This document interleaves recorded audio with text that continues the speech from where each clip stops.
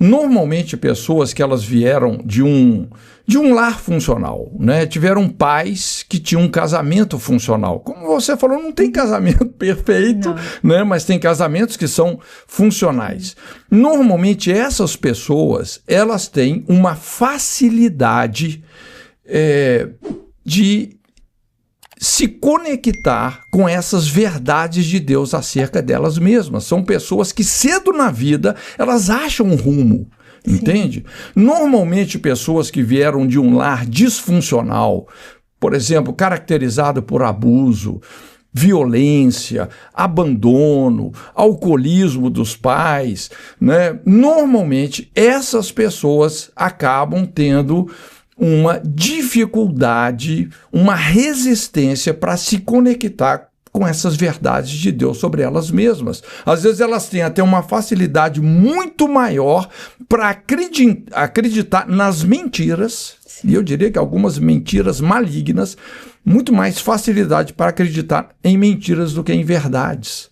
Então são aquelas pessoas que estão mergulhadas numa crise de inferioridade, elas se acham ou aquém ou além do que elas são, porque normalmente inferioridade e superioridade são os dois extremos da mesma vara, né? Quem está na superioridade às vezes está compensando os recalques.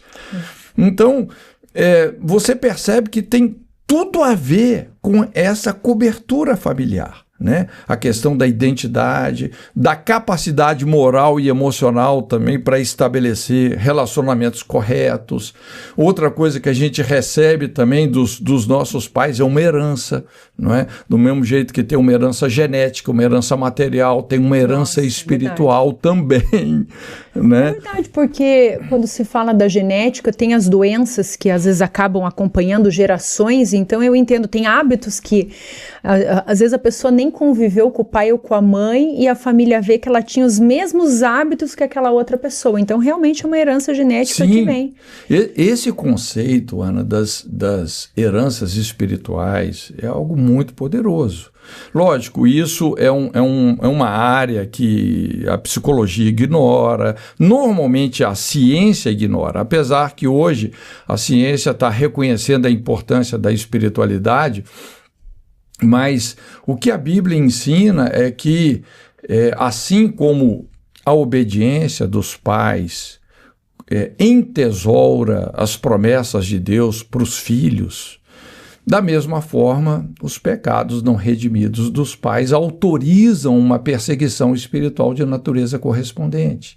Às vezes você pode ver, por exemplo, famílias que elas já têm um histórico de alcoolismo, por exemplo, ou um histórico de violência. Você entende, pastor, que, por exemplo, tanto o alcoolismo, a violência, esse desequilíbrio, podemos dizer assim, ele vem de uma ferida, um trauma, uma dor que está lá escondida? Com certeza, né? Eu diria assim que a base dessas essas prisões que algemam a nossa mente sempre tem a ver com as feridas. Tem um princípio que a gente ensina nessa área das heranças, que é o seguinte: quem não perdoa, repete. Se você não perdoar o alcoolismo do seu pai, daqui a pouco você está praticando ele e piorado.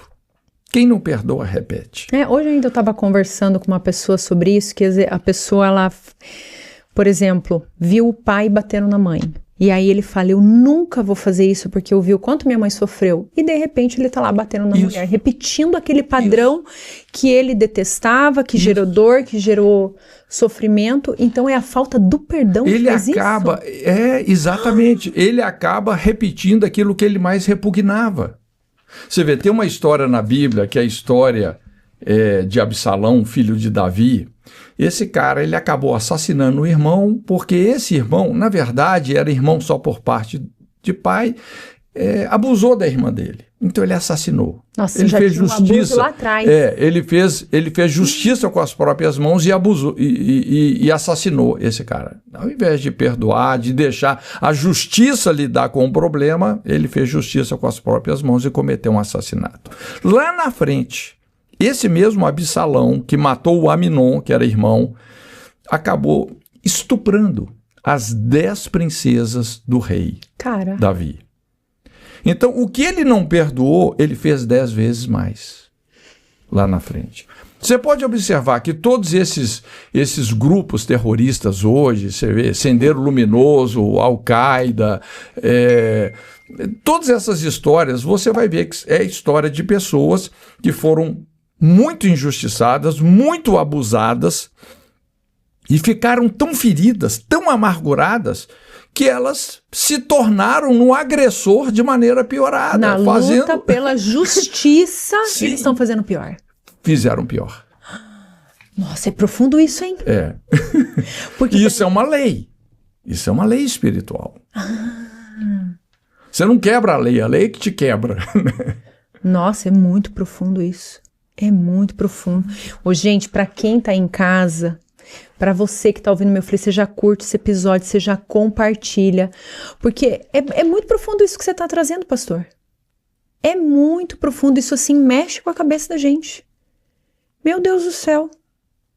E o que mais, pastor, tem de leis espirituais que deveriam de ser quebradas ou não deveriam? Por exemplo, porque fica se arrastando, né? Por exemplo, como ciclos. Às vezes a pessoa tá lá num ciclo de abuso, que é algo tão terrível. E uma vez eu ouvi uma história que uma pessoa que ela... Não sei se é verdade, gente. Que uma pessoa que ela é abusada, com certeza... Vou falar de mulheres, né? Com certeza já teve o abuso na família. A mãe, a avó... Isso seria uma genética ou seria algo espiritual que acompanharia a pessoa? Veja bem... Não sei se isso é real. Não, é real sim. Normalmente, assim, essa questão de abuso sexual ou tendências sexuais inapropriadas, precocemente falando, normalmente isso tem muito a ver com a história familiar e a história geracional. É sistema familiar e a história geracional. Porque o que protege a vida dos filhos é o casamento dos pais, tá? É o que protege a vida dos filhos, o que mais protege, moralmente falando, a vida dos filhos é o casamento dos pais. Então, quando você vê, por exemplo, uma história de uma criança que foi abusada, uma criança que está, vamos dizer, tendo uma tendência precoce para, seja homossexualidade, ou heterossexualidade, ou violência, ou prática de ocultismo, normalmente você vai perceber que já tem uma contaminação que vem se estendendo ao longo das gerações no sistema familiar dessa pessoa. Tá? Então, assim, isso realmente é algo bem real. Já tem ali uma desproteção. É como...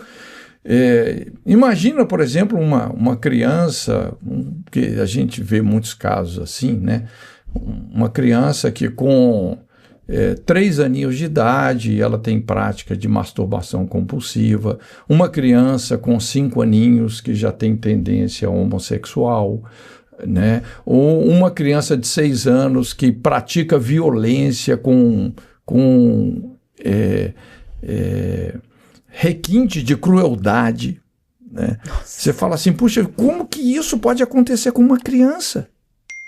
E aí você vai ter que analisar o sistema familiar, né?